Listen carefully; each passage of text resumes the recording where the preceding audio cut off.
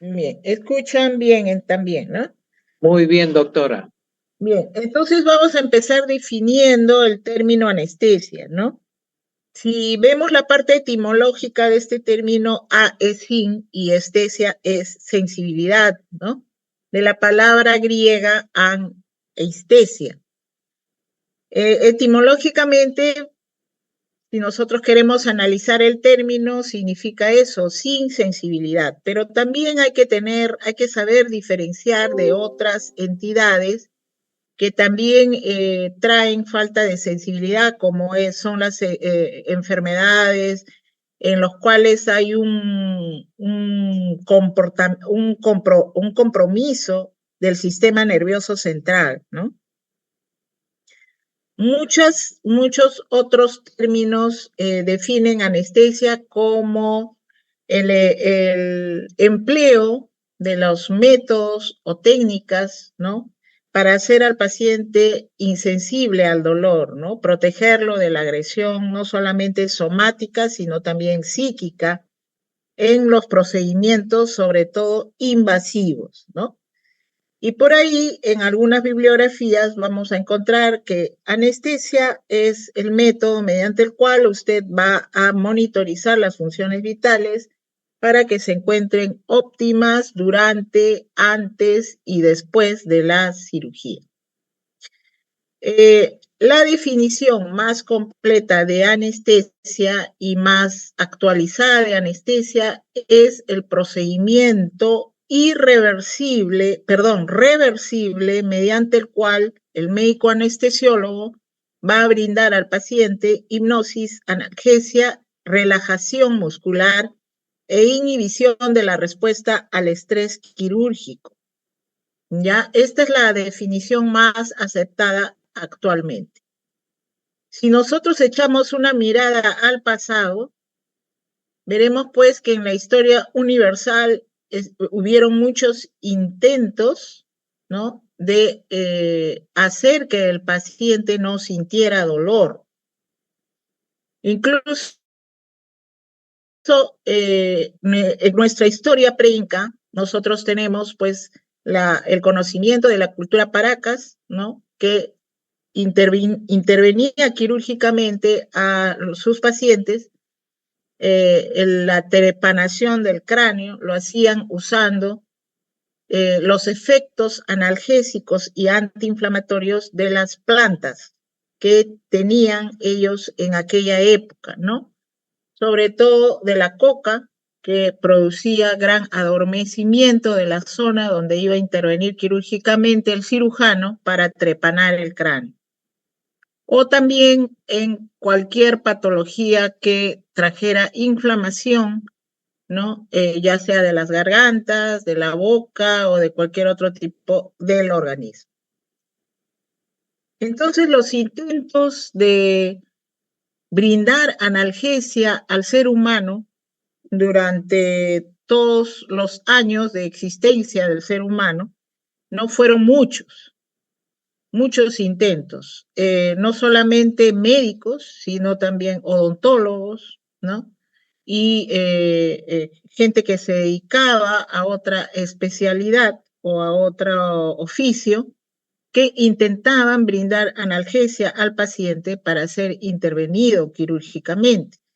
Pero no fue hasta esta fecha del 16 de octubre de 1846 que un odontólogo conocido con el nombre de William T.G. Morton, utilizando el gas éter, que en esa época era muy conocido por sus efectos de hipnosis y analgesia, presentó un procedimiento anestésico en un paciente apellidado en un paciente apellidado Abbott, llamado Gilbert Abbott, ¿no? Lo analgesió con éter durante una cirugía que hizo el cirujano Warren, ¿no? Y que realizó el procedimiento de ligadura de una malformación venosa en el cuello de Gilbert Abbott, ¿no? Para esto, Morton, que era odontólogo, usó éter en el Hospital General de Massachusetts, frente a la sociedad médica de esa época, con muy buenos resultados, porque Gilbert Abbott no se quejó de dolor durante las horas que duró la cirugía de Warren, ¿no? Ese fue en el año 1846. Entonces, toda la sociedad médica por primera vez quedó impresionado de los efectos del gas éter para producir hipnosis y analgesia en los pacientes quirúrgicos. Desde ese momento se dijo que la humanidad había dado un gran paso frente al sufrimiento que produce el dolor en el ser humano. Bien, a partir de ahí entonces el éter fue el gas de moda en aquella época. Volviendo a la definición de anestesia, si nosotros analizamos la definición de anestesia, hemos dicho que es el procedimiento reversible mediante el cual el médico anestesiólogo va a brindar hipnosis, analgesia, relajación muscular y bloqueo del organismo como respuesta al estrés quirúrgico. Ese estrés quirúrgico implica la inflamación producida por la noxa, ya sea la propia enfermedad, ¿no? El virus, el microbio o la cirugía, que es la incisión, ¿no? Que se va a realizar en el organismo del paciente. Eso va a producir todo un fenómeno de inflamación periférica que va a ser traducido hacia las zonas centrales de nuestro organismo. Como consecuencia de esto va a haber liberación de neurotransmisores que tienen que ver con el dolor en la zona periférica cercana a la incisión quirúrgica, ¿no? Van a haber liberación de prostaglandinas, histamina, bradicinina para producir la inflamación y luego toda esa información va a ser transmitida a través de los haces espinotalámicos hacia los centros cerebrales. Todo esto se va a producir con liberación de catecolaminas, ¿no? Y va a haber una respuesta inflamatoria y respuesta neurohormonal, que unidas van a causar una alteración cerebral y pulmonar que va a terminar en una disfunción orgánica con la muerte del paciente. Entonces, lo que va a hacer la anestesia es bloquear esta respuesta frente al estrés quirúrgico. ¿Cómo la va a bloquear? Con sus fármacos hipnóticos, analgésicos y relajantes musculares. A ver, me dan permisito unos 5 minutos, por favor, ¿ya? Un momento.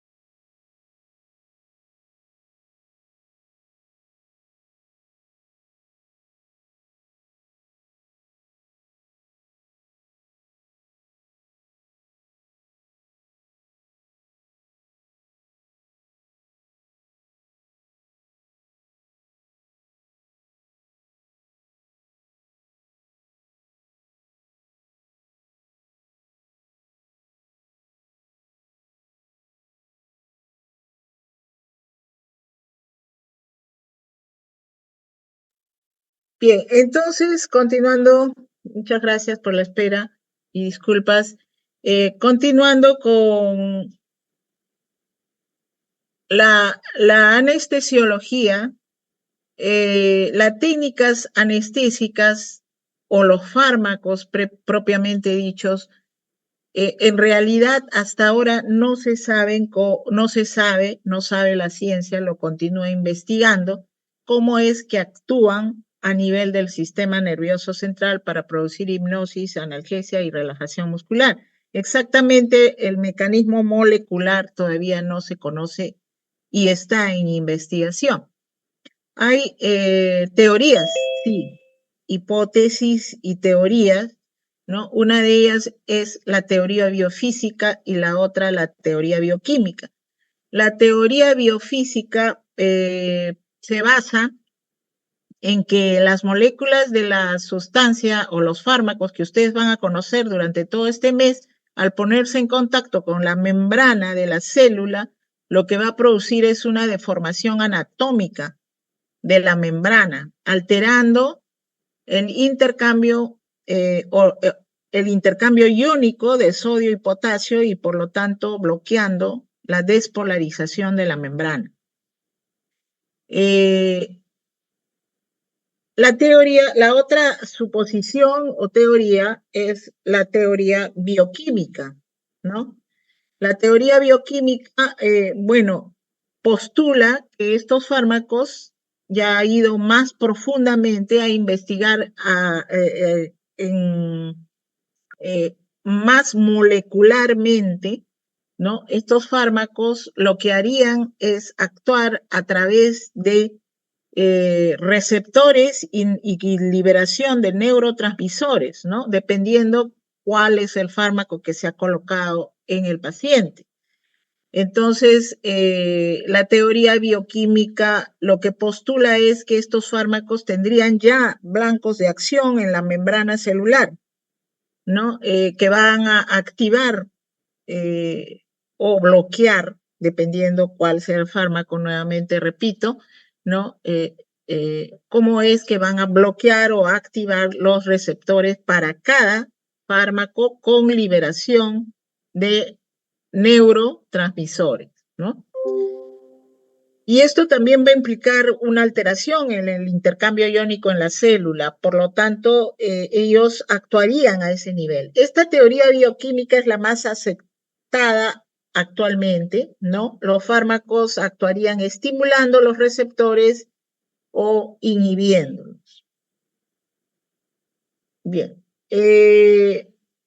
Aquí algunas diferencias entre la teoría biofísica y bioquímica que van a determinar, ¿no?, su mecanismo de acción. Por ejemplo, sería inespecífico el fármaco en la teoría biofísica y en la teoría bioquímica los fármacos tendrían puntos o blancos de acción en determinadas zonas del sistema nervioso central.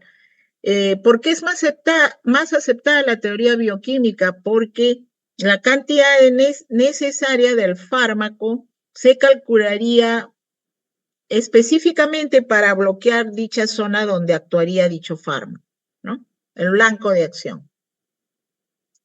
Pero en realidad no se conoce hasta ahora cómo es que actuarían, o sea, no está probado, no está comprobado a ciencia cierta cómo es que bloquean la actividad cerebral todos estos fármacos. Lo que sí se puede saber es qué nivel están actuando, ¿no? Y eso lo vamos a ver ahora en unos minutos. Bien, lo que siempre se preguntan es cómo es que los anestesiólogos saben en qué estadio se encuentra, ¿no? ¿Cómo sabe usted qué cantidad o la gran mayoría de las personas dice qué dosis es para este paciente y qué dosis es para el otro? En realidad no son dosis, en realidad depende del monitoreo o de la vigilancia que realiza el médico anestesiólogo intraoperatoriamente y también después de la cirugía, ¿no? Ese monitoreo implica pues la vigilancia constante de ciertos parámetros y de ciertas parámetros que nos van a ayudar a saber por dónde es que andamos. Y en esta monitorización o en esta vigilancia también hay historia, ¿no? En los primeros años del 1900, claro, en la época de Morton no había monitoreo, ¿no? Morton, al ojo de buen cubero, daba la cantidad de éter para el paciente. La cosa es que el paciente no diga ni un ay, ¿no? Pero actualmente no es así. Luego eso fue cambiando, todo cambia. Como todo cambia, también cambia la anestesia. Entonces, en los primeros años del 1900 existió un médico Gödel, que era un médico general que lo enviaron a la Primera Guerra Mundial ¿no? Atender a todos los pacientes que estaban lesionados, ¿no? Y obviamente atendía pues pacientes con grandes heridas, grandes hemorragias, fracturas, etcétera. Entonces él fue con su morfina en la mano para calmar el dolor, pero observó que una ampolla de morfina era demasiado para una persona, 2 ampollas de morfina eran pocas para otra persona, y se preguntó cómo puedo saber qué cantidad del fármaco le voy a colocar a cada paciente, cómo me voy a guiar. Entonces, él muy acucioso formó este cuadrito donde tomó en cuenta la respiración de los pacientes, los movimientos oculares de los pacientes, los reflejos del vómito, el tamaño de la pupila, el reflejo palpebral, la conjuntival corneal, la presencia de secreciones y el reflejo fotomotor. Y fue observando que cuando colocaba el opioide o colocaba otra droga que había en ese momento, generalmente gas, probablemente cloroformo o éter, entonces les hacía inhalar y veía que la respiración iba disminuyendo y profundizándose, ¿no? Primero era de frecuencia alta y superficial y luego iba disminuyendo la frecuencia y haciéndose más profunda la respiración hasta que se perdía.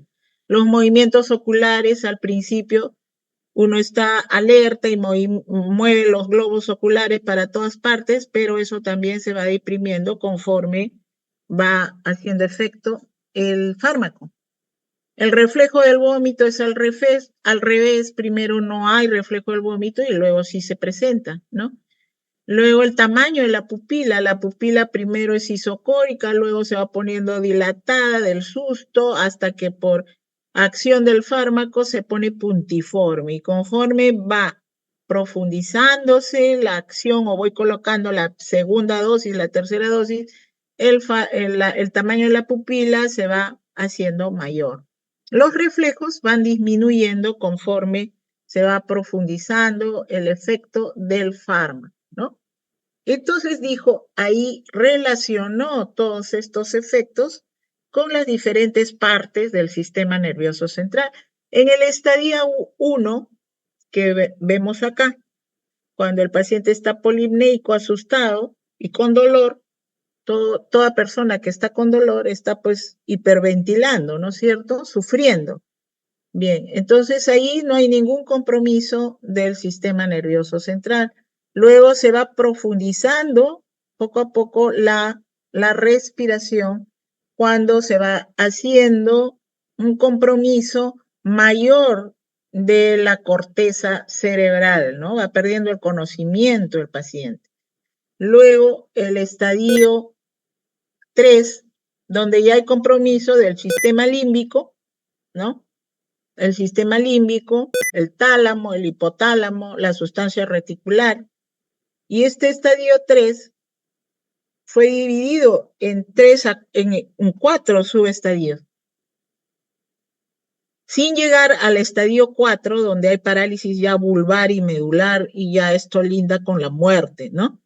Entonces, Gödel nombró el estadio 2 y el estadio 3 como los estadios donde el cirujano podía hacer ya la incisión sin tener reflejos corneales, palpebrales, con una pupila miótica e isocórica, ¿no? Más se abolen los movimientos oculares y la respiración se hace prácticamente el paciente se encuentra en apnea, ¿no? Se hace demasiado superficial.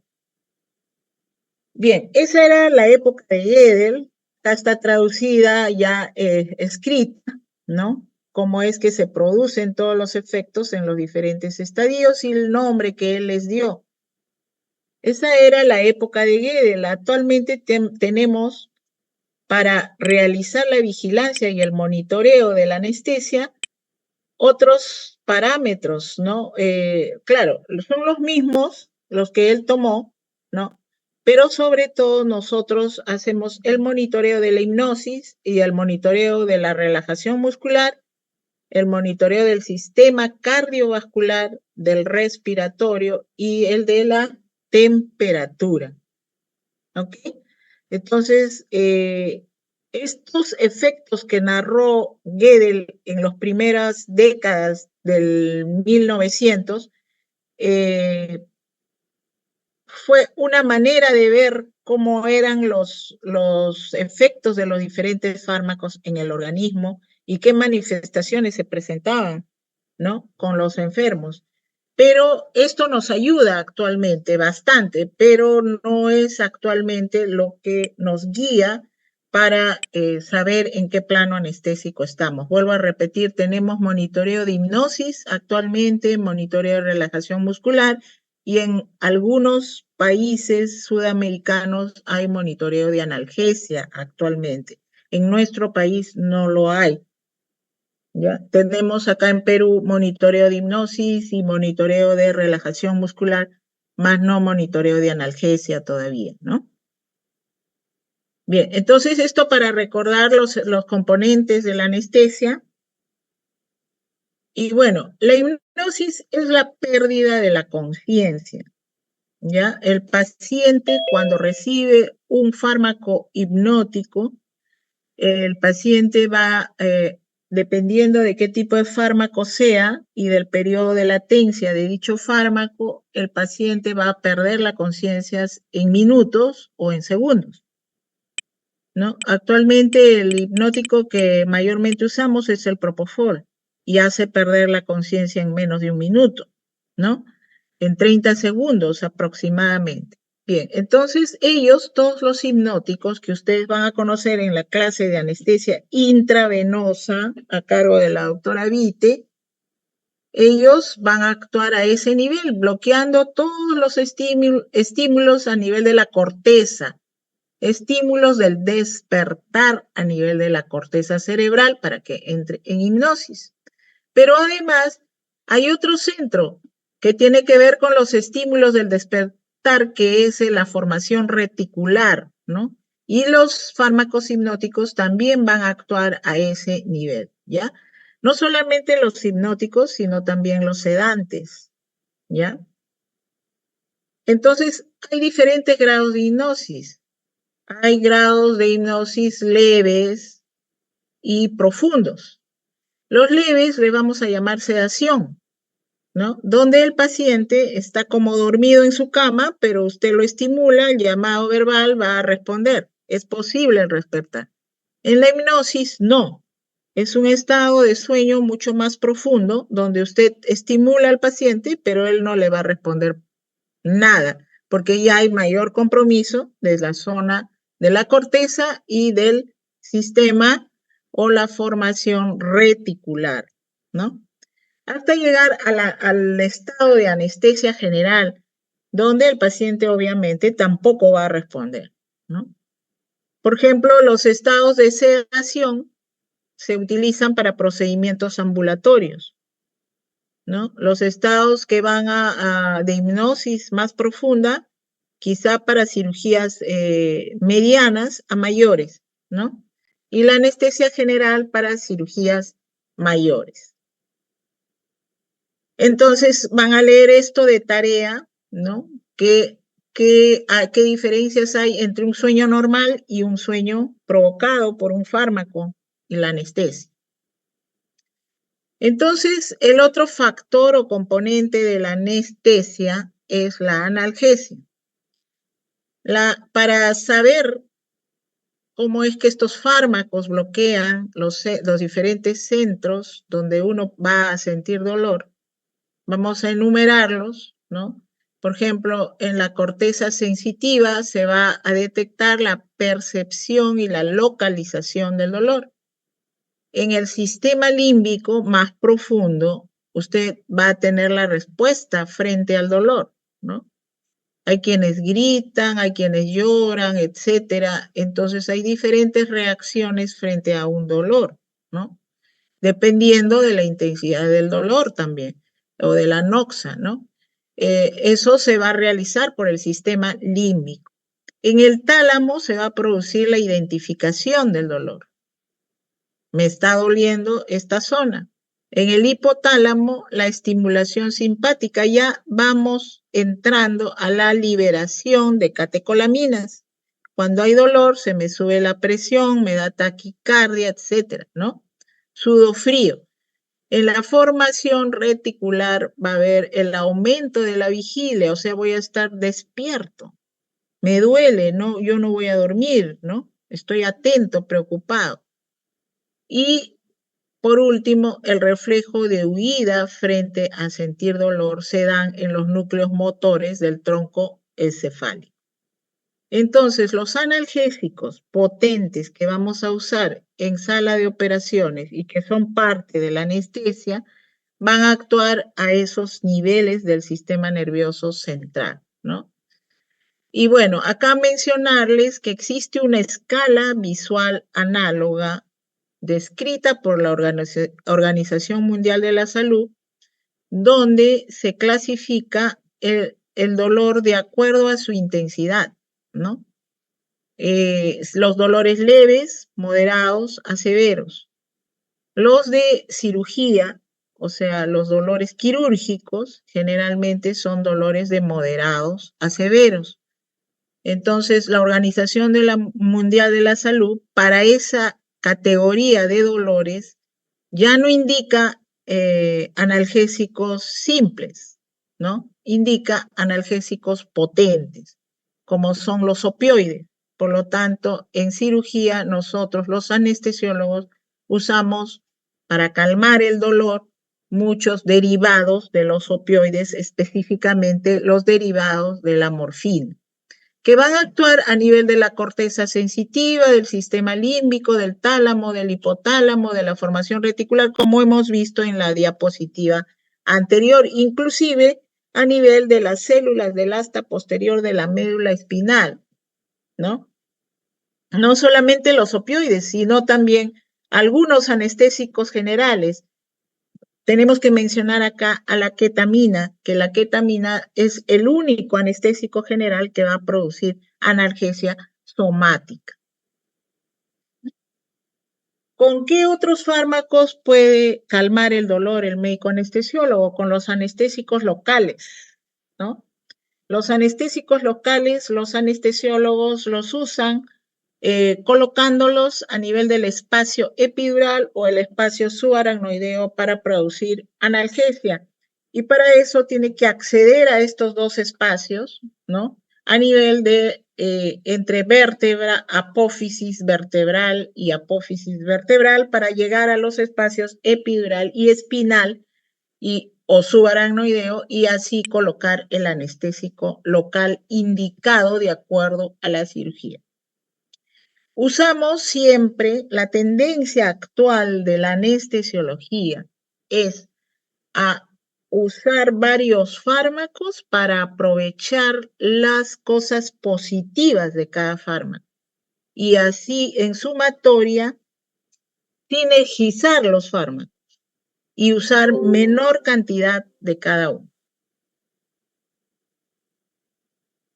El otro componente es la relajación muscular. Ustedes van a tener, han escuchado al principio, una clase de relajantes musculares, ¿ya? Estos relajantes musculares van a actuar a nivel de los receptores colinérgicos. Recuerden ustedes la terminación de la placa motora, ¿no? La inervación que llega hasta el músculo.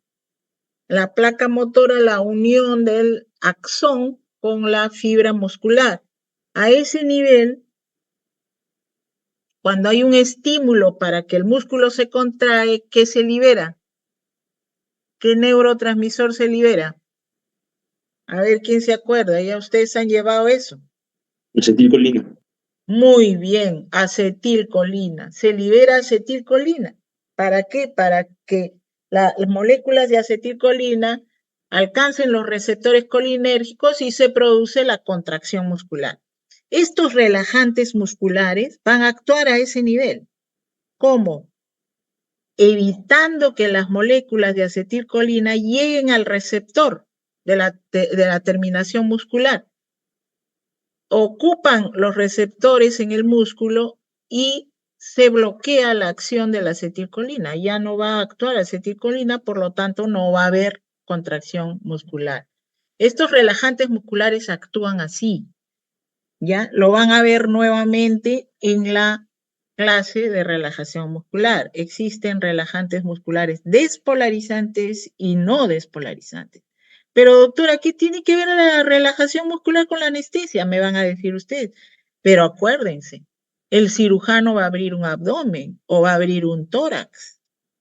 Si yo no relajo el músculo liso y el músculo estriado, las vísceras de la cavidad abdominal y de la cavidad torácica se van a salir hacia el medio ambiente porque tienen peristaltismo, ¿no es cierto? Y se van a salir y el cirujano no va a poder operar, ¿no? Nos pega un gritazo a los anestesiólogos y nos dice, relaja al paciente. Y cuando coloco el relajante muscular, todas las vísceras inmediatamente se introducen dentro de la cavidad respectiva, ¿ya? Entonces, ese es un componente importante de la anestesia, la relajación muscular, ¿ya? Para evitar la contracción del músculo, ya sea estriado o liso.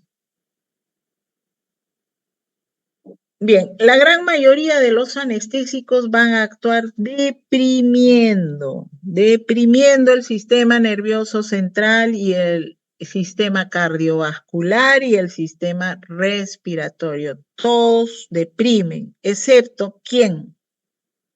Ketamina. Ketamina estimula más bien, ¿ya? Estimula el aparato cardiovascular y el sistema respiratorio, ¿ya? Con la ketamina usted no va a obtener la depresión respiratoria que mencionó Gödel. Fíjense el cuadrito de Gödel.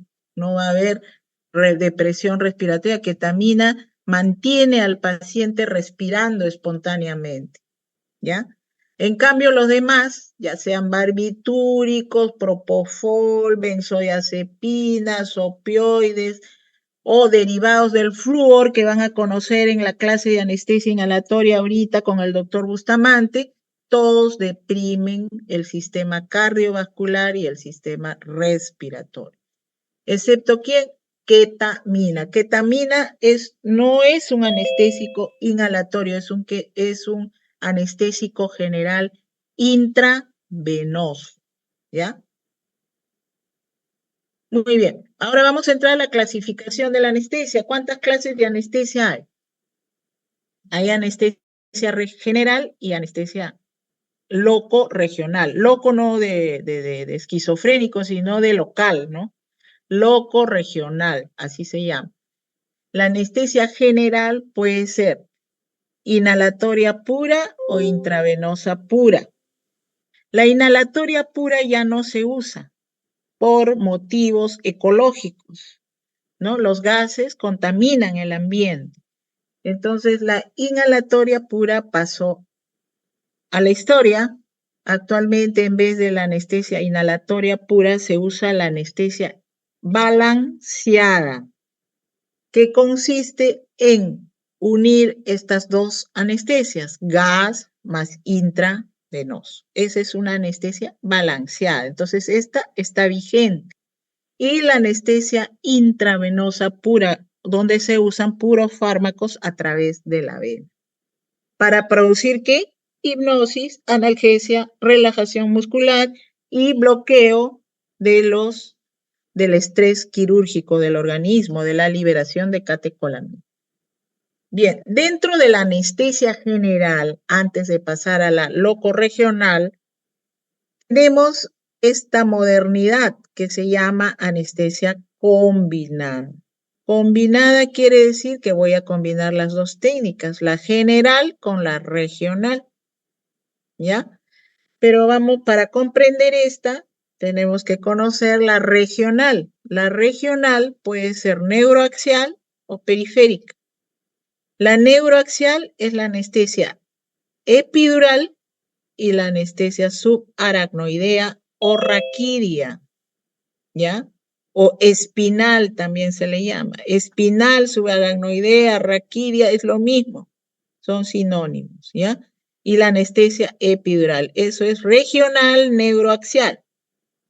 Luego, tienes también la anestesia periférica, donde están los bloqueos de los plexos, ¿no? Plexo braquial generalmente, ¿ya? Para las cirugías de miembro superior. O las anestesias ya muy periféricas como las locales para procedimientos más pequeños. Revisando nuevamente, dentro de la anestesia general, la anestesia combinada. La anestesia combinada combina la anestesia general, que puede ser intravenosa o balanceada, con una anestesia regional, por el motivo que en anestesia regional yo tengo la posibilidad de dejar un catéter en el espacio epidural o subaracnoideo, con el objetivo de prolongar la analgesia en el posoperatorio, ¿ya? Y a la vez usar anestésicos locales, ya sea en el espacio epidural o subaracnoideo, que se van a potenciar con el efecto analgésico de los anestésicos generales y van a brindar una anestesia quirúrgica de alta calidad. Entonces, el objetivo de hacer anestesia combinada es mejorar la calidad de la anestesia general usando dos tipos o dos técnicas de anestesia, más la posibilidad de dejar la analgesia postoperatoria para el paciente y no sienta dolor en ningún momento. Entonces, la tendencia actual de la anestesiología a usar la anestesia combinada o la anestesia intravenosa pura. Monoanestesias ya no hay, esa era la época de Morton, ¿ya? Actualmente la anestesia combinada y la anestesia intravenosa y más, en tercer lugar, la anestesia balanceada. Bien, la anestesia tiene fases, ¿no? La fase de inducción, donde el anestesiólogo recibe al paciente y toma las funciones vitales basales, ya sea del aparato cardiovascular, presión arterial, frecuencia cardíaca, electrocardiograma y sus respiraciones basales, ¿no?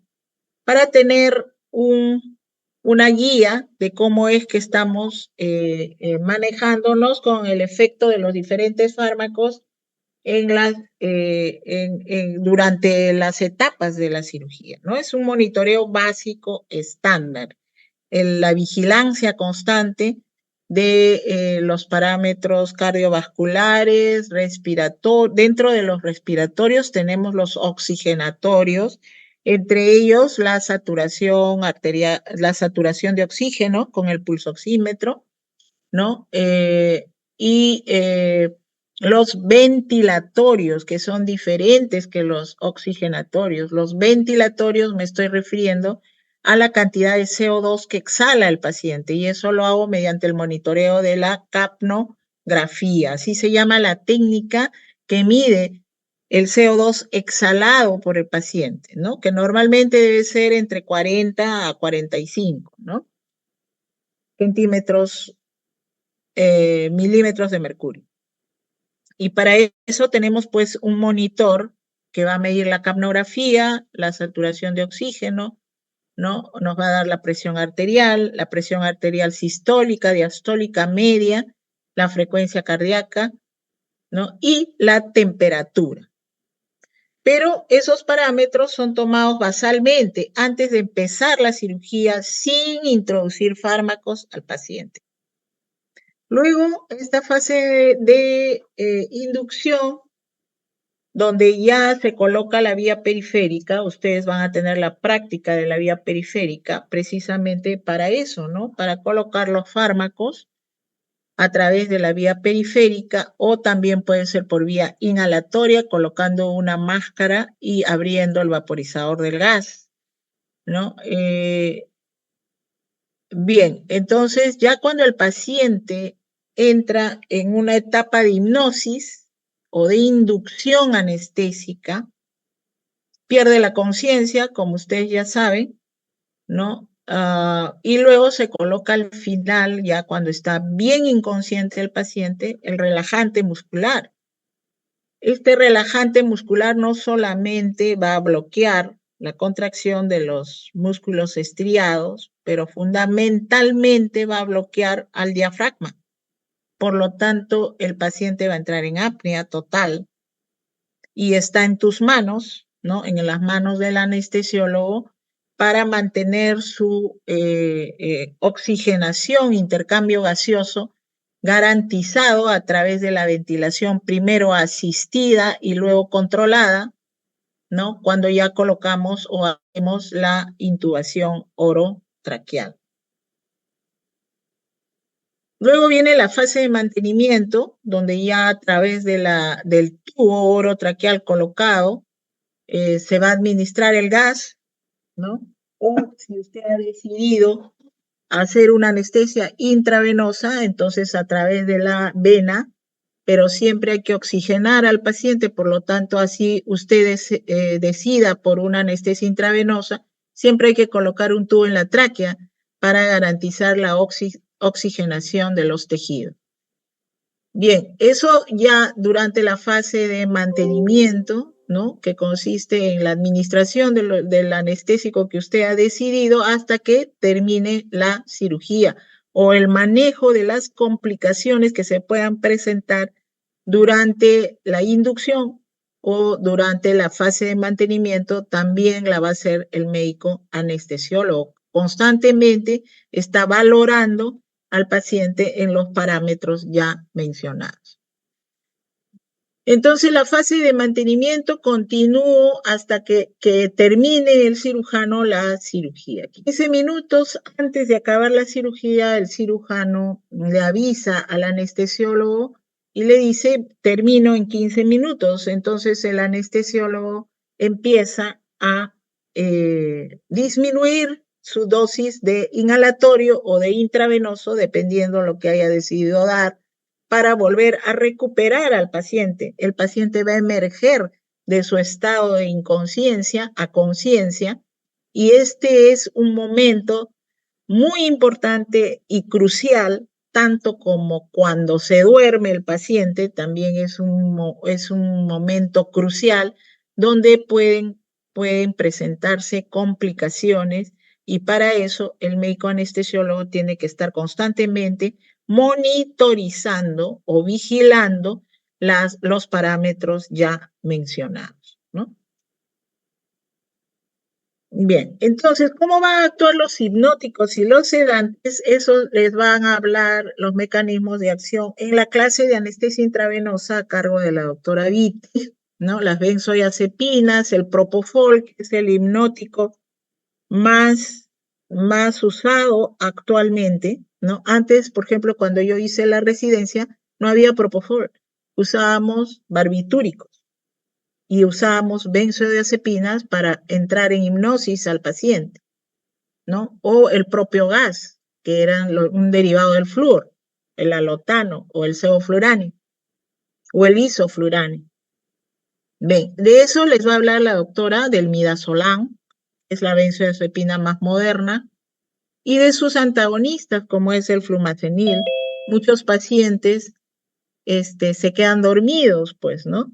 En la sala de operaciones. Gracias a Dios hay antagonistas de benzodiazepinas, como es el flumazenil, y la famosa ketamina también va a ser mencionada en la clase de anestesia intravenosa y sus efectos a nivel cardiovascular, a nivel respiratorio y sobre todo la analgesia somática que produce esta droga. Es muy importante para causar analgesia.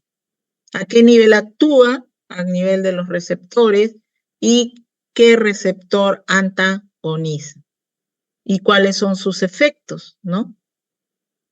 Bien, los opioides igualmente, todos, la madre es la morfina y los derivados de la morfina, derivados sintéticos de la morfina, que son las fenilpiperidinas, ¿no? Entonces, acá tenemos morfina y en sala usamos mucho fentanilo y mucho remifentanilo, conocido con el nombre de Ultiva, ¿no? En Perú tenemos de las fenilpiperidinas piperidinas o derivados opioides sintéticos de la morfina, tenemos fentanil y remifentanil. En otros países hay sufentanil, alfentanil y creo que los odontólogos acá usan meperidina para analgesiar. Bien, pero en sala de operaciones se usa fenta y alfentanil para producir la analgesia. Todos derivados, vuelvo a repetir, derivados sintéticos de la madre que es la morfina. Ahora, para tratar otros tipos de dolores, generalmente oncológicos, existen otros derivados sintéticos de la morfina, del opio, ¿no? Que, por ejemplo, el más usado es la oxicodona y la buprenorfina, que viene en presentación de parches, ¿no? Que también son indicativos de calmar dolores intensos en la escala visual análoga de la OMS, dolores que son mayores de 8, ¿no? Bien, estos opioides van a actuar a nivel de receptores. Como habíamos dicho, según la teoría bioquímica, estos fármacos, todos actúan a nivel, tienen sus receptores, ¿no? Entonces, opioides, hay receptores opioides en la corteza, en el sistema límbico, en el tronco encefálico y en la médula espinal. Sobre todo en la médula espinal y en el sistema límbico y corteza existen receptores mu, conocidos como receptores para los opioides. Hay kappa, delta y gamma también, ¿no? Pero fundamentalmente los opioides actúan a nivel de los receptores mu y ahí van a producir a ese nivel, ya sea en sistema límbico o en médula, van a producir depresión respiratoria. O sea, la analgesia es excelente al 100%, pero tienen efectos también colaterales y entre ellos vasodilatación, depresión respiratoria, estreñimiento, etc., etc., que van a ir revisando en la clase de anestesia intravenosa. Bien, entonces el médico anestesiólogo, miren, acá están los efectos. Yo les voy a pasar este PPT para que revisen, pero revisen por favor, porque yo les paso a todas las promociones y creo que ni lo revisan porque después se les pregunta en el examen y un cerazo más grande que su ojo, ¿no? Ya. Entonces hay receptores mu, kappa, delta, sigma, ¿no? Y los efectos de esos receptores, ¿no? O sea, ¿qué van a producir esos fármacos opioides activando dichos receptores? Bien, entonces existe la antagonista de los opioides, que es la naloxona, así como hay flumazenil para las benzodiazepinas, para los opioides hay naloxona, que en nuestro país me parece que no existe. ¿Ya? Así es que mucho cuidado, porque naloxona no hay en el país. Lo que tenemos en salas son donaciones de norteamericanos que vienen a hacer actividades quirúrgicas acá y nos dejan ampollas de naloxona, ¿no? Bien, relajantes musculares, ya hemos hablado, la liberación de la catecolamina, ya eso pueden ser despolarizantes, no despolarizantes, lo van a revisar. Bien, otra función del médico anestesiólogo es evaluar al paciente 24 a 48 horas antes de iniciarse la cirugía. Hay que siempre tener en cuenta que somos un equipo quirúrgico, o sea, el anestesiólogo no va a funcionar si no está el cirujano o viceversa. Si no está el cirujano, no va a funcionar el anestesiólogo solo, no va a funcionar, ¿no? Entonces somos un equipo, cirugía, anestesia y enfermería que ayuda también durante el acto quirúrgico, ¿no? El médico anestesiólogo, entonces, una de sus funciones también es evaluar al paciente 24 a 48 horas. ¿Qué es lo que tiene que ver? Revisar la historia del paciente, los antecedentes del paciente, ¿no? Si es un asmático, si es un hipertenso, es un diabético, es un paciente con enfermedad neuromuscular, hay que tener en cuenta eso, esas enfermedades, porque de eso va a depender el plan que va a hacer el médico anestesiólogo, porque técnica va a decidir qué fármacos va a usar y qué fármacos no va a usar dentro de la cirugía. Bien, entonces preguntar por enfermedades relevantes es importante para poder prevenir complicaciones dentro de sala de operaciones. Básicamente, el médico anestesiólogo lo que hace es prevenir complicaciones, ¿no? A nivel de todos los sistemas, ¿no? Bien, entonces preguntar por enfermedades cardiovasculares, respiratorias, tiroideas, del sistema nervioso central, hepáticas. Recuerden que la gran mayoría de los fármacos van a metabolizarse en el hígado y se van a eliminar por vía renal. Por lo tanto, el paciente si tiene una hepatopatía o si tiene una nefropatía, hay que ver qué tipo de fármaco vamos a decidir usar, ya sea relajante muscular, hipnótico u analgésico, ¿no? Y tener en cuenta las diferentes patologías que tiene, morbilidades que trae el paciente, generalmente el paciente geronte, ¿no? El paciente anciano, adulto mayor, que traen varias comorbilidades y que hace que el manejo y la cantidad de fármaco que se decida usar se reduzca al 50%.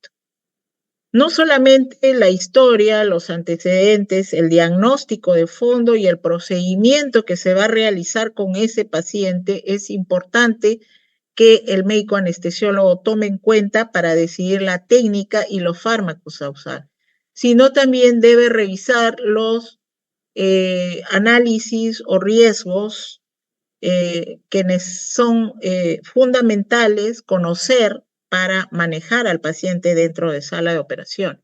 Y para eso, pues, se solicita un riesgo cardiológico, un riesgo neumológico, ¿no? Sobre todo de esos dos sistemas, salvo que el paciente traiga otro tipo de comorbilidad de otra especialidad a la cual también se le debe interconsultar para saber cómo es que vamos a usar nuestros diferentes fármacos en la técnica anestésica, ¿no?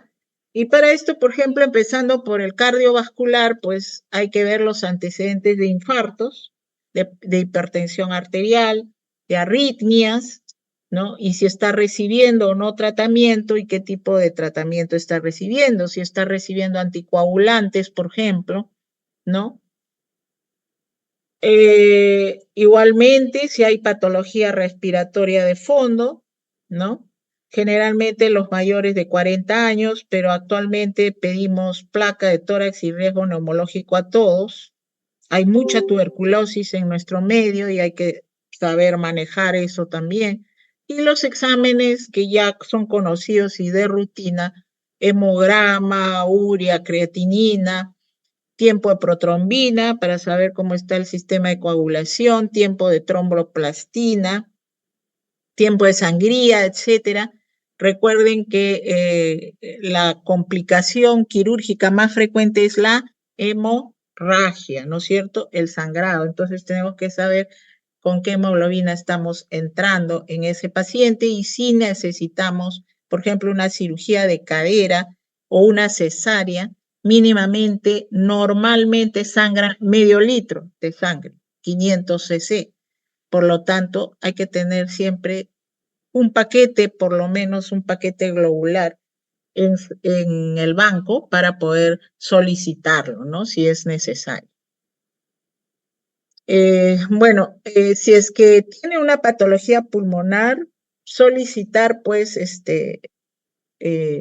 espirometrías pulmonares u otro tipo de análisis que sea que nos brinde mayor información para una mejor atención al paciente, ¿no? Entonces se hace esa visita preanestésica para conocer sus antecedentes, sus comorbilidades, si tiene, ha cumplido con todos estos prequirúrgicos que estamos mencionando o si está tomando medicaciones especiales, sobre todo los anticoagulantes, ¿no? En los pacientes cardiovasculares porque van a ser sometidos a cirugías sangrantes, por ejemplo, una cirugía de cadera, pues, y el paciente está tomando antiagregantes plaquetarios, se suspende si es que no ha suspendido su antiagregante plaquetario, ¿no? Que generalmente se suspende 5 a 7 días antes de la operación. Para todo eso, el médico anestesiólogo tiene que pasar la visita preanestésica, así se llama, evaluación preanestésica, para determinar no solamente el plan con ese paciente, de acuerdo al tipo de procedimiento que se va a realizar, sino también para asignarle un riesgo anestesiológico. Según la Sociedad Americana de Anestesiólogos, conocida como ASA, ellos han ideado este grupo de riesgo anestesiológico que lo han relacionado, las comorbilidades del paciente con la estadística de mortalidad periquirúrgica hasta el 7º día post-cirugía, ¿ya? Cuando hablamos del término periquirúrgico, estamos incluyendo el pre, el intra y el postoperatorio, ¿ya? Por ejemplo, un ASA 1 es un paciente normal que no tiene antecedentes de nada, pero que, por ejemplo, presenta una apendicitis y va a entrar a cirugía, ¿no? Ese es un ASA 1. Y su mortalidad es pequeña, ¿no? Su estadística es 0.1%. El ASA 2 es aquel paciente que tiene una enfermedad general leve, pero que no le limita su rendimiento. Por ejemplo, un diabético controlado o una insuficiencia renal compensada o un obeso, ¿no? O un anciano o una embarazada en el tercer trimestre que presenta un problema quirúrgico. Bien, ahí es muy rara su mortalidad también, ¿no? 0.5%. El ASA 3 es un paciente más comprometido desde el punto de vista de su limitación al rendimiento del paciente. O sea, ya no puede, con su enfermedad, no puede caminar, por decir, ¿no? No puede hacer sus actividades normales. Ese es un paciente en el que la mortalidad del riesgo es mayor. Observen, el ASA 4 se considera aquel paciente con enfermedad general con riesgo de vida, por ejemplo, una insuficiencia cardíaca, una insuficiencia renal, una anemia de alto grado, un shock hipovolémico, un coma, un politraumatismo, ese tiene mayor riesgo de morir en sala de operación. El ASA 5 es un paciente moribundo, ¿no? Que con o sin intervención quirúrgica probablemente no sobreviva más de 24 horas. Y si tiene una posibilidad de fallecer en sala de operaciones de un 50%. Por ejemplo, un aneurisma aórtico complicado o una embolia pulmonar fulminante. Y hay un ASA 6. Un ASA 6 es aquel paciente donante de órgano, ¿ya? O receptor de órgano, ¿no? Ese es un ASA 6 que también tiene mayor probabilidad de fallecer en sala de operaciones.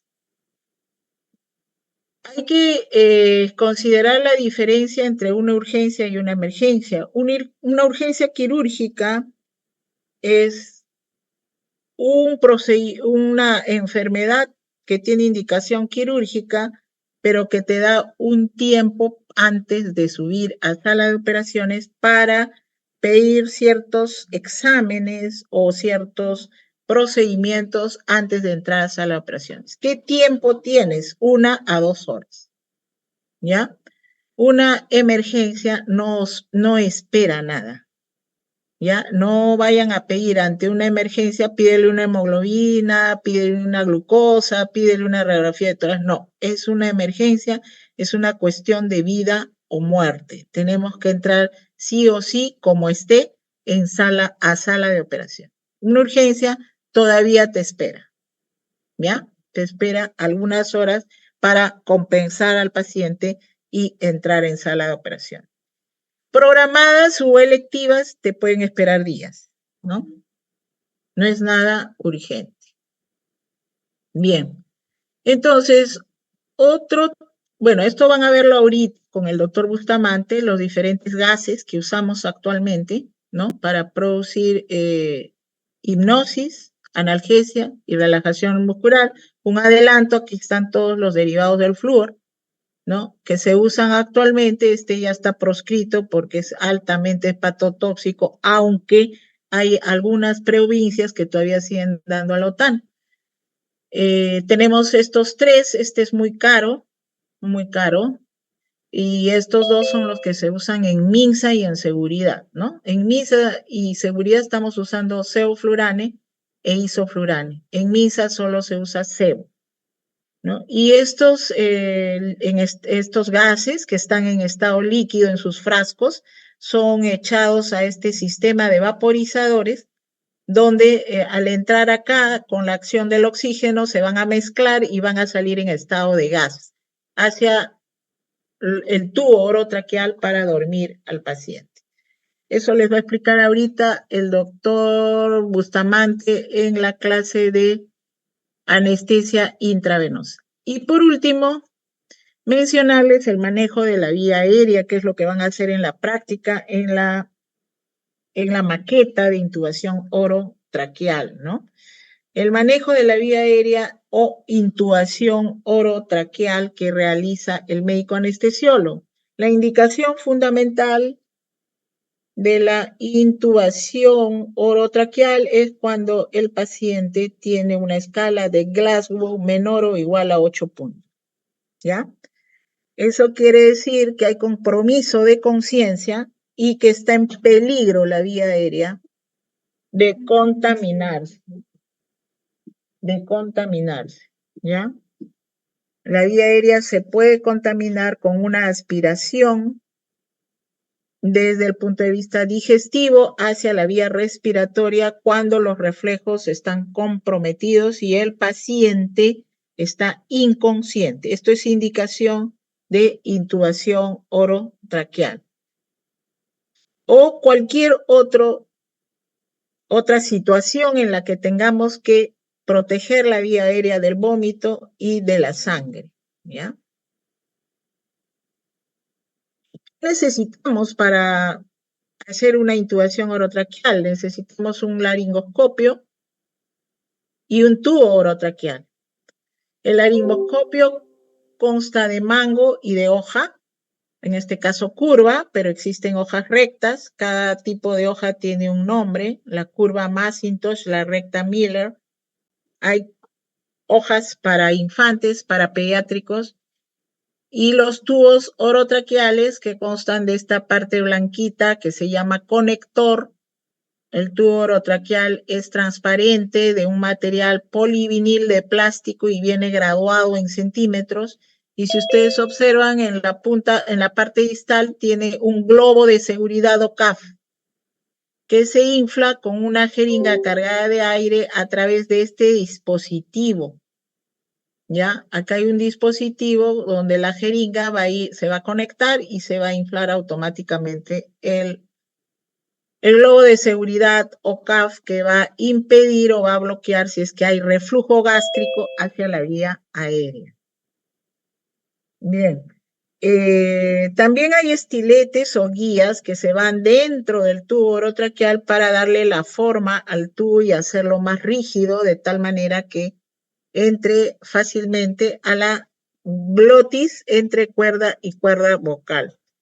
En cuanto a las tallas de tubo orotraqueal para mujeres, generalmente, esta es información norteamericana, ¿no? Pero en nuestro país somos más chiquitos, más menudos, por lo tanto, los tubos orotraqueales que usamos en sala de operaciones para mujer son 7.5 como máximo, y para varones 8 generalmente, ¿ya? Bien. Entonces, todo este material que leen acá es el que se necesita para hacer la intubación orotraqueal, pero fundamentalmente no debe faltar un laringoscopio operativo que funciona con pilas que están dentro de este mango y el tubo orotraqueal. El tubo orotraqueal, las tallas de los tubos orotraqueales son en escala French. ¿Cuál es la técnica de la intubación orotraqueal? Cualquiera puede intubar, pero usted se diferencia de ese cualquiera, no solo porque está recibiendo la clase, sino porque usted sabe por qué va a hacer estas diferentes maniobras que voy a empezar a explicar. El laringoscopio siempre se agarra con la mano izquierda, siempre, el mango del laringoscopio. La mano derecha va a abrir la boca del paciente para que entre la hoja del laringoscopio. La hoja del laringoscopio, la hoja curva Macintosh, va a entrar por la comisura labial derecha. Conforme avanza dentro de la boca, se va desplazando hacia la línea media de la boca hasta llegar a la base de la lengua. Cuando llego, miren, acá está la hoja del laringoscopio, ha llegado a la base de la lengua, voy a visualizar la epiglotis, que es una membrana de color rosada caída, una lengüeta de color rosado caído, que está protegiendo la glotis de los cuerpos extraños. Entonces, con mi mano izquierda, que está cogiendo el mango del laringoscopio, apenas visualice la epiglotis, voy a hacer la maniobra hacia arriba y hacia adelante, levantando el piso de la boca. ¿Para qué? Para que me muestre la glotis con las cuerdas vocales en V invertida de color blanco nacarado. Acá está la glotis, mira. Esta es la glotis, la entrada a la tráquea con las cuerdas vocales. En este caso, acá está la glotis. ¿Ya? Cuando se ve todo, epiglotis, glotis, cuerdas vocales y cara posterior de la tráquea con estos abombamientos que se conocen con el nombre de cartílago aritenoide, cuando veo toda esa imagen, agarro con mi mano derecha el tubo orotraqueal. Miren, con 3 dedos nomás, no le pongan toda la mano. Pero esta mano izquierda está haciendo ¿qué cosa? Fuerza hacia arriba y hacia adelante, alejándote del maxilar superior. Mantengo esta imagen viendo, deslizo el tubo entre cuerda y cuerda vocal. Ojo, para los que lean, el manguito es insuflado con 8 a 10 centímetros de aire. 20 es mucho. Ya acá se han equivocado. 20 es mucho. 8 a 10 centímetros de aire, no más. ¿Qué sigue? Ya cuando he intubado, retiro el laringoscopio, dejo el tubo y conecto el ventilador bolsa máscara o ambú. O en nuestro caso, los anestesiólogos conectamos el ventilador mecánico de la máquina de anestesia para seguir infundiendo la mezcla del anestésico inhalado con el oxígeno. Yo les decía acá, si ustedes son detallistas y han estado escuchando la descripción de la intubación orotraqueal, que es la misma en cualquier parte del mundo, todos se intuban igual.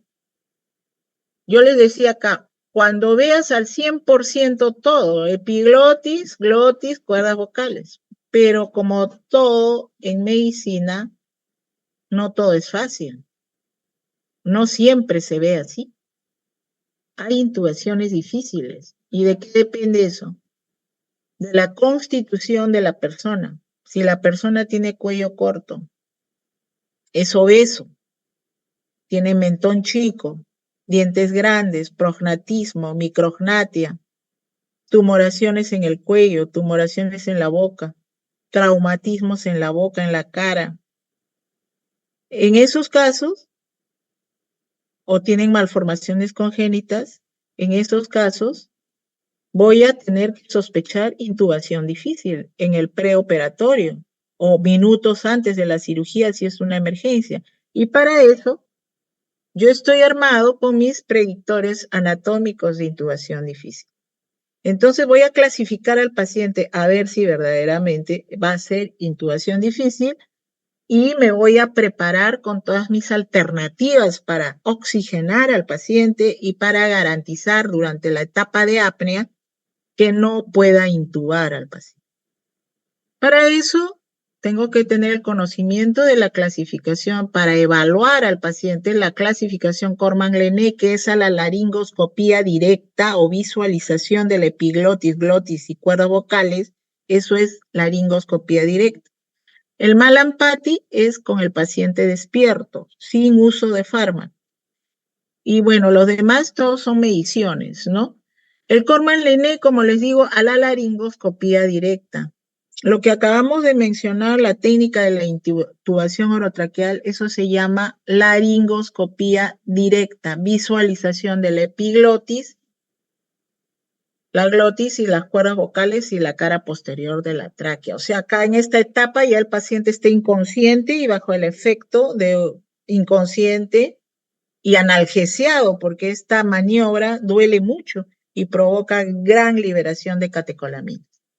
Entonces, un Corman-Lenné es cuando visualizo todo, completo, epiglotis, glotis, cuerdas vocales y cara posterior de la tráquea.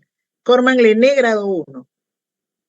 Grado 2, cuando visualizo la glotis al 50%, o sea, veo las cuerdas vocales parcialmente. ¿Ve? Por más que levanto con mi mango del laringoscopio la mano izquierda, solo veo el 50%. Sigo levantando y solo veo la epiglotis. Eso es un Corman-Lenné grado 3. Difícil de intubar. Y hay casos en los que ni veo, por más que levanto hacia arriba y hacia adelante, no veo ni la epiglotis. Ese es un Corman grado 4. Dificultad 3 y 4. Acá todavía veo, acá no veo nada. Ya. Eso es para el Corman-Lenné. El Mallampati, con el paciente despierto, le pido que abra la boca durante la visita preanestésica. Si veo, debo ver paladar blando, base de úvula, la úvula, los sismos de las fauces. Eso es Mallampati 1. Si veo paladar blando, pilares y base de úvula, es Mallampati 2. Si por más que le pido que abra no, esto no es a laringoscopía, sino con el paciente despierto. Si le digo que abra la boca, por más que abre la boca, solo veo la base de la lengua, o sea, solo el paladar blando, ese es un grado 3. Este me hace sospechar intubación difícil. Y si no veo nada del paladar blando, solo el duro, ese es grado Mallampati 4. Dificultad 3 y 4. Ahí puedo sospechar intubación difícil. Voy a tener problemas para introducir el tubo en la tráquea. El otro parámetro es la distancia tiro-mentoniana, que consiste en medir con tus dedos, ¿no? La distancia que hay desde el mentón hasta el cartílago tiroides, ¿no es cierto? Que normalmente debe ser mayor de 6.5. Si es menor, vamos a sospechar intubación difícil. Esta distancia tiro-mentoniana también es conocida como escala de Patila-Andretti. La distancia externo-mentoniana, que normalmente debe ser mayor de 12.5 centímetros, del mentón a la horquilla esternal. Si es menor de 12.5, intubación difícil. La apertura de la boca o distancia interincisivos, que debe ser mayor de 3 centímetros, o 3 traveses de dedo. Si es menor, voy a sospechar intubación difícil. Lo que les decía, la protrusión, la micrognatia, macrognatia también está en relación a intubación difícil. Las anomalías congénitas, miren esta boca. Alteraciones de la columna cervical, ¿ya? Miren, tumoraciones de cuello. Ahí voy a sospechar intubación difícil en todas estas patologías. Pero bueno, ustedes se preguntarán, y doctora, ¿cómo intuba esos? Primero, hay que considerar que hay una parte de ventilación mientras el paciente esté inconsciente, entra primero el tubo de Mayo, cánula de Mayo, que es esta que ven. La cánula se introduce así con la concavidad hacia la parte anterior o superior y luego dentro de la boca se rota el tubo de Mayo y entra en la boca con la concavidad hacia la parte inferior. ¿Qué función tiene la cánula de Mayo? Llevar la base de la lengua hacia adelante para permeabilizar la vía aérea y permitir el paso del oxígeno y ventilar al paciente. Lo vamos a ventilar con el ambú o con lo que ustedes conocen como ventilador máscara bolsa, ¿no? El ambú consta de una máscara que ven ustedes acá, que tiene una parte de vértice superior que debe ir en contacto con la parte superior de la nariz. Y luego lo demás engloba lo que es la boca y las fosas nasales del paciente, ¿no? Entonces lo vamos a ventilar con máscara, con el ambú, que consiste en máscara y bolsa. Lo ventilamos previa colocación de tubo de Mayo. Luego hacemos la laringoscopía directa. Al ver que visualizamos, por ejemplo, un Corman 3 o 4 y no podemos intubar, tenemos alternativas. Antiguamente usábamos conbitubo, que era un tubo con doble lumen. Un lumen iba al esófago y indirectamente tenía unas ranuras por las cuales se daba el oxígeno y pasaba la tráquea. Con dos CAF, miren, un CAF que bloqueaba el esófago y otro CAF que bloqueaba la orofaringe para evitar que el oxígeno se salga o regrese. Y a través de estas ranuras se ventilaba los pulmones. Actualmente tenemos máscara laringea, que es una combinación tubo con máscara, miren, ¿no? Esta es una máscara laringea. Ahí están tratando de colocar una máscara en la cabeza, en la maqueta de intubación orotraqueal. La máscara laringea nos saca de cualquier apuro cuando no podamos intubar, ¿no? Siempre tenemos que tener una máscara laringea a la mano. Existen diferentes tallas. Para el adulto generalmente 3 y 4. Para el niño 1, 2. Esta máscara laringea entra desinflada, ¿ya? Abre la boca el paciente y ya sin laringoscopio introducimos la máscara, miren, de esta manera. Entra la máscara en la boca, va a pasar a la orofaringe, ahí está pasando a la orofaringe y va a encontrar un tope. Ahí llega, hasta ahí entra. Cuando encuentras el tope, inflas con una jeringa cargada de aire. Aquí sí, la jeringa debe llevar 20, 30 centímetros de aire para inflar todo el borde, todo este borde de la máscara. Y esta máscara va a englobar todo lo que es glotis, ¿no? Acá, miren, engloba la epiglotis, la glotis, y a través de este agujero que trae la máscara, acá, a través de este agujero, vas a ventilar indirectamente la tráquea y por lo tanto los pulmones. ¿Ya? Acá hay más máscaras laringeas, mira, de diferentes colores y tallas, y mira cómo entra. Cuando llegas al tope, la inflas. Entonces puedes ventilar y los pulmones se expanden. Conectas el ventilador mecánico o el ambú y los pulmones se van a expandir. Esa es una alternativa ante una intubación difícil o ante un Corman 3-4, un Malampati 3-4 o una distancia tiromentoniana menor de 6 centímetros, ¿no? O alguna otra patología. Una máscara laringea me puede salvar del apuro.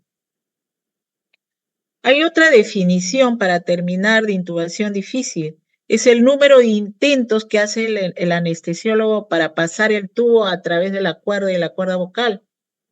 Si el anestesiólogo experimentado ha tenido problemas, ha tratado de intubar 3 a 5 veces, eso ya se llama intubación difícil, ¿ya? Y en esos casos la alternativa es o máscara laringea o hay una guía llamada boogie, que es una guía maleable de color celeste, que hace que lo introduzcas la guía y la guía tiene unas partes ranuradas que al momento que pasan dentro de la tráquea uno siente en la mano que va chocando con los anillos traqueales. Esa es la prueba de que estás dentro del lumen traqueal y deslizar a través de la guía el tubo orotraqueal. Esa es otra alternativa. Y por último, el Glayescope o videolaringoscopio, ¿no? Cuando no fracasa la máscara laringea, fracasa la guía Boogie, el videolaringoscopio nos ayuda bastante, que consiste en una fibra óptica y un video, una pantalla. La fibra óptica va unida a un simulacro de hoja de laringoscopio de material acrílico, ¿no? Y usted va a introducir la hoja del video laringoscopio hasta visualizar la epiglotis y luego lo demás lo va a visualizar en la pantalla. La facilidad es que este video laringoscopio hay diferentes marcas. Esta es la que tenemos en el Loaiza, el Glayescope. Va a mostrar la vía aérea. Por ejemplo, un Corman 3, un Corman 4 la puede transformar en esto, en un Corman 2 o en un Corman 1. De tal manera que usted introduce con la mano derecha, acá ya está agarrando su tubo, y usted va a introducir el tubo guiándose por la pantalla. Ese es un video laringoscopio. Existen diferentes marcas. La que usamos, como vuelvo a repetir, en el Loaiza es el Glayescope. Y la última alternativa después del video laringoscopio es el fibrobroncoscopio, que se puede usar también en sala de operaciones para una intubación demasiado difícil. De regalo les dejo acá un video que ustedes van a revisar, por favor, es bastante académico, tiene que ver con la intubación orotraqueal. Léanlo o véanlo y apréndanlo antes de ir a la práctica de intubación orotraqueal que estén programados, ¿ya? Para que a ustedes sea más fácil la técnica de la laringoscopía y las preguntas que me puedan hacer o hacer a sus respectivos docentes durante la práctica.